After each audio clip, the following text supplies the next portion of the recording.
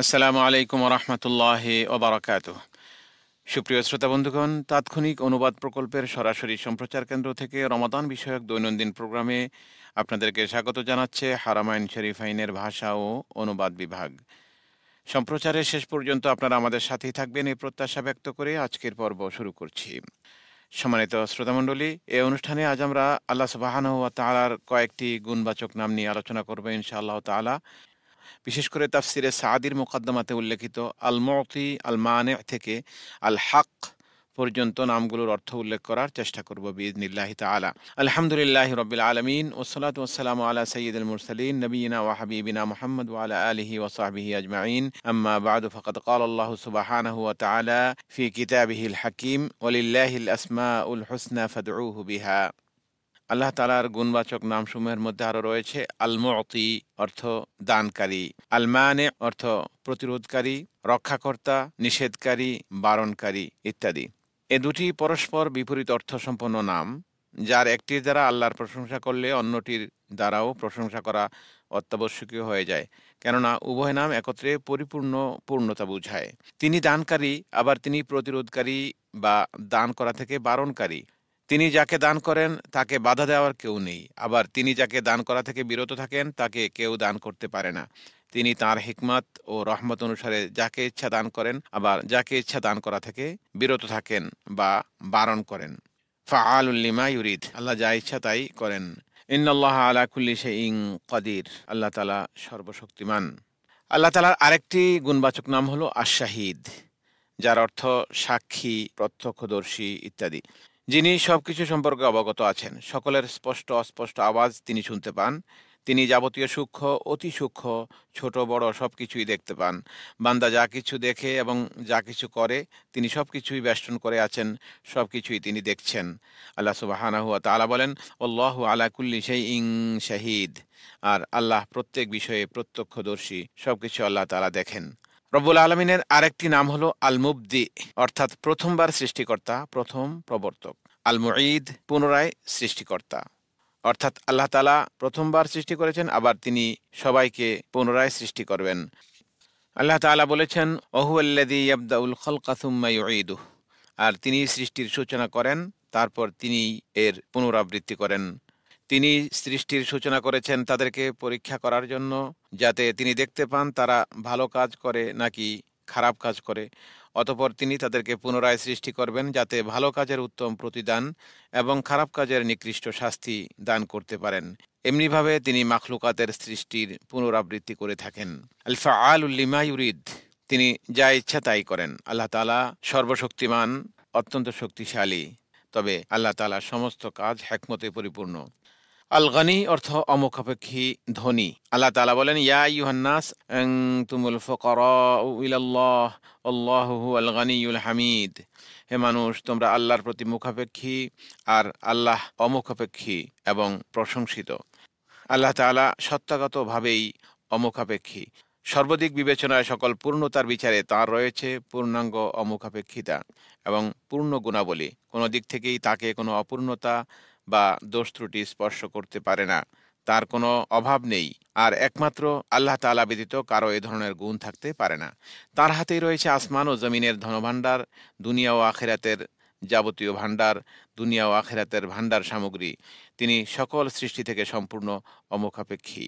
তাঁর পূর্ণ অমুখাপেক্ষিতা ও দয়ার নিদর্শন হলো তিনি তাঁর বান্দাদেরকে তাঁর কাছে দোয়া করতে আদেশ দিয়েছেন, এবং তিনি তাদের দোয়া কবুল করতে, তাদের সমস্ত মনোবাঞ্ছনা পূরণ করতে এবং তার দয়ায় তাদের প্রার্থনাকৃত জিনিস ও তারা যা প্রার্থনা করেনি তাও দান করতে তিনি প্রস্তুত রয়েছেন।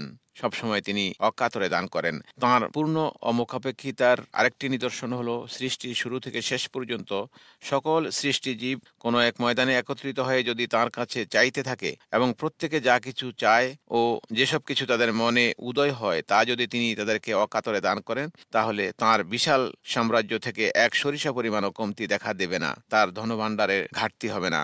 তাঁর পূর্ণ অমুখাপেক্ষিতা ও প্রশস্ত দানের আরও নিদর্শন হলো তিনি তাঁর প্রিয় বান্দাদের জন্য পরকালে এমন এক চিরস্থায়ী নিয়ামতের গৃহ, আরামায়েশ, ভোগবিলাস ও অফুরন্ত কল্যাণ তৈরি করে রেখেছেন, যা কোনো চক্ষু কোনো দিন দেখেনি, কোনো কর্ণ কোনো দিন শুনেনি, এমনকি কোনো মানুষের মনেও তার উদয় হয়নি, কোনো মানুষের মনও এমন কিছু ভাবেনি।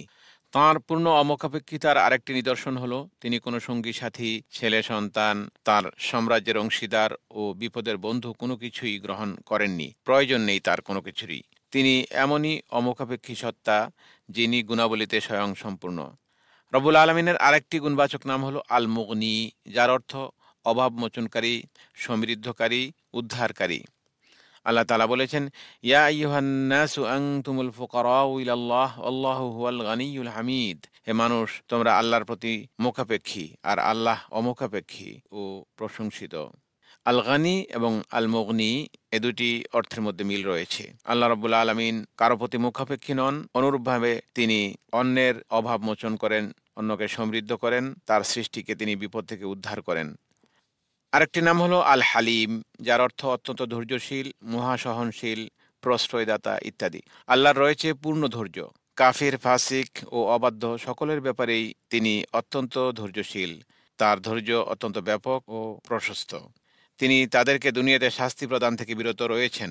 তিনি তাদেরকে সময় ও সুযোগ দিয়েছেন যাতে তারা তওবা করে। আল্লাহ তাআলা অপরাধীকে তাৎক্ষণিকভাবে শাস্তি প্রদান করেন না, সবাইকে সুযোগ দান করেন যাতে তওবা করে কল্যাণের পথে, হেদায়েতের পথে ফিরে আসতে পারে। তিনি তাদেরকে শাস্তি দেওয়ার পরিবর্তে তাদের গুনাহ ও অবাধ্যতার ব্যাপারে সহনশীল। তিনি তাদেরকে তিরস্কার ও সতর্ক করেন যাতে তারা তওবা করে। তাদেরকে তিনি সুযোগ দেন যাতে তারা ফিরে আসে। আল্লাহ তাআলা অত্যন্ত সহনশীল ও ক্ষমাশীল। তাঁর রয়েছে পূর্ণ ধৈর্য ও সহনশীলতা এবং ব্যাপক ক্ষমাশীলতা। তাঁর ধৈর্য আসমান ও জমিন সর্বত্র ব্যাপৃত। তিনি ক্ষমাশীল, বান্দাকে ক্ষমা করতেই তিনি পছন্দ করেন। আল্লাহ সুবহানাহু ওয়া তাআলা বলেন, ওয়ালামু আন্নাল্লাহা ইয়ালামু মা ফি আনফুসিকুম ফাহদারুহু ওয়ালামু আন্নাল্লাহা গফুরুন হালিম। আর জেনে রেখো, নিশ্চয়ই আল্লাহ তোমাদের অন্তরে যা রয়েছে তা জানেন, সুতরাং তোমরা তাকে ভয় করো এবং জেনে রেখো নিশ্চয়ই আল্লাহ ক্ষমাশীল, অত্যন্ত সহনশীল। আল্লাহ তাআলার আরেকটি নাম হলো আশ-শাকির, উত্তম পুরস্কার দাতা। রব্বুল আলামিন বলেন, ওমান তাতাওয়া খায়রান ফাইন্নাল্লাহা শাকিরুন আলিম। আর যে স্বতঃস্ফূর্তভাবে কোনো সৎ কাজ করবে তবে নিশ্চয়ই আল্লাহ উত্তম পুরস্কার দাতা, সর্বজ্ঞ। আরেকটি নাম আশ-শাকুর, গুণগ্রাহী, সুবিবেচক। আল্লাহ তাআলা তার বান্দাদের ইখলাসের সাথে করা স্বল্প আমলেরও পুরস্কার দান করেন। কোনো আমলই তিনি বিনষ্ট করেন না। বান্দার অনেক দোষ ত্রুটি ও গুনাহ তিনি মাফ করে দেন। কেউ উত্তম রূপে সৎ কাজ করলে তিনি তার কাজের প্রতিদান বিনষ্ট করেন না, বরং তিনি বহুগুণে অগণিতভাবে তার আমলের প্রতিদান বৃদ্ধি করে দেন। তাঁর পুরস্কারের ধরন হলো, তিনি বান্দার কাজের বিনিময়ে এর সওয়াব 10 থেকে 700 গুণ, বরং যাকে ইচ্ছা এর চেয়েও অধিক দান করেন, বেশুমার দান করেন, অগণিতভাবে দান করেন। তিনি বান্দাকে কখনো দুনিয়াতেও তাৎক্ষণিক পুরস্কার প্রদান করে থাকেন। কোনো বান্দা তার আদেশ মান্য করলে, তার আনুগত্য করলে তিনি তাকে সে কাজে সাহায্য করেন। তিনি তার প্রশংসা করেন, গুণগান করেন, তার অন্তরে নূর, ঈমান ও প্রশস্ততা দান করেন, তার শারীরিক শক্তি সামর্থ্য বৃদ্ধি করে দেন। প্রতিটি কাজে তিনি বারাকাহ ও সমৃদ্ধি দান করেন এবং আরও কাজ করার তৌফিক তাকে দান করেন। এছাড়াও তিনি বান্দাকে তার কাজের বিনিময়ে পরকালীন অফুরন্ত পূর্ণ সওয়াব দান করেন, যা কখনো শেষ হবার নয়। বান্দার প্রতি আল্লাহ সুবহানাহু ওয়া তাআলার শুকরিয়ার আরেকটি ধরন হলো, বান্দা আল্লাহর উদ্দেশ্যে কোনো কিছু ত্যাগ করলে তিনি এর বিনিময়ে তার চেয়েও উত্তম কিছু দান করেন। আল্লাহ তাআলা বলেন, ইন তুকরিদুল্লাহা কারদান হাসানান ইউদাইফহু লাকুম ওয়া ইয়াগফির লাকুম আল্লাহু শাকুরুন হালিম। যদি তোমরা আল্লাহকে উত্তম ঋণ দাও, তিনি তা তোমাদের জন্য দ্বিগুণ করে দেবেন এবং তোমাদেরকে ক্ষমা করে দেবেন। আল্লাহ গুণগ্রাহী, পরম ধৈর্যশীল। আল্লাহর আরেকটি নাম হলো আল করিব, অর্থাৎ অত্যন্ত নিকটবর্তী। পবিত্র কোরআনে রব্বুল আলামিন বলেছেন, ইন্না রব্বি করিবুম মুজিব। নিশ্চয়ই আমার রব অত্যন্ত নিকটে, তিনি সাড়াদানকারী। ওয়াইদা সাআলাকা ইবাদি আন্নি ফাইন্নি করিব উজিবু দাওয়াতাদ দাঈ ইদা দাআন। হে রাসূল, আপনাকে যদি আমার বান্দারা আমার সম্পর্কে জিজ্ঞেস করে তাহলে বলে দিন, আমি তাদের কাছেই রয়েছি। তারা যখন আমাকে ডাকে আমি তখনই তাদের ডাকে সাড়া দেই। আল মুজিব অর্থ জবাবদানকারী, সাড়াদানকারী, উত্তরদাতা, দোয়া কবুলকারী। আল্লাহ তাআলা আহ্বানকারীর আহ্বানে সাড়াদানকারী, তাঁর কাছে প্রার্থনাকারীর প্রার্থনা কবুলকারী এবং তার বান্দার ইবাদত কবুলকারী। তাঁকে যে কেহ ডাকে ইবাদত বা প্রার্থনায় তিনি প্রত্যেকের দোয়া কবুল করেন। আল্লাহ তাআলা বলেছেন, ওয়াকালা রাব্বুকুম উদউনি আস্তাজিব লাকুম। আর তোমাদের রব বলেছেন, তোমরা আমাকে ডাকো, আমি তোমাদের ডাকে সাড়া দেব। আল্লাহ তাআলার আরেকটি গুণবাচক নাম হলো আল আউয়াল। এখানে আমরা 4টি নাম উল্লেখ করব: আল আউয়াল, আল আখির, আল যাহির, আল বাতিন। আল আউয়াল অর্থ অনাদি, প্রথম। আল্লাহ তাআলা প্রথম, এ নাম প্রমাণ করে যে তিনি ব্যতীত যা কিছু আছে তা সবই সৃষ্টিশীল ও ধ্বংসশীল, যা একসময় ছিল না এবং একসময় আবার থাকবে না। কিন্তু আল্লাহ তাআলা হলেন অনাদি, প্রথম, তার কোনো আদি নেই, শুরু নেই এবং শেষও নেই। আল আখির অর্থ অনন্ত, সর্বশেষ।